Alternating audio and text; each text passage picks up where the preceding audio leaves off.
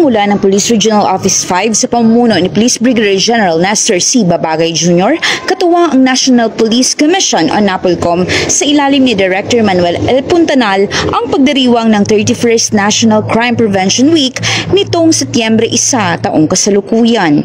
Tampok sa pagbubukas ng selebrasyon ang pagdalo ni Dr. Sherlyn S. Esplana, Pangulo ng Council of Deans for Criminal Justice Education bilang panauhing pandangal at tagapagsalita. Ang tema ngayong taon ay pinalakas na pamahalang lokal para sa ligtas na pamayanan, pagpapatibay ng mga programa sa pag-iwas sa krimen sa ilalim ng CSOP. Binibigyang diin ng temang ito na ang pagpigil sa krimen ay hindi lamang tungkulin ng mga alagad ng batas at pamahalaan, kundi responsibilidad ng bawat mamamayan. Ang NCPW ay layuning palalimin ang kamalayan ng publiko sa kahalagahan ng sama-samang pagkilos laban sa krimen.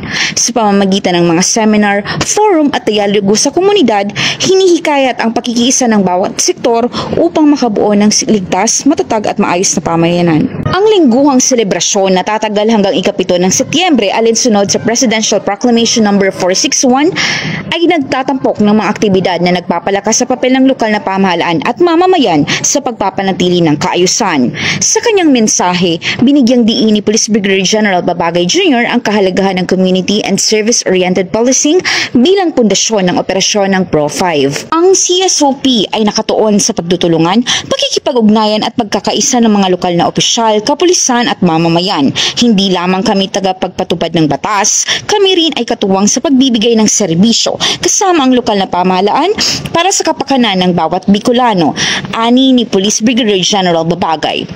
Tulad ng sinabi ni Sir Robert Peel, "The police are the public and the public are the police." Isa itong paalala na tayo ay iisa sa layuning bumuo ng ligtas at maayos na komunidad. Mula dito sa Legazpi City, Albay, ako ang inyong PNN correspondent, Patrolwoman Jera de Duterte, alagad ng batas, taga-taguyod ng Balitang Pulis.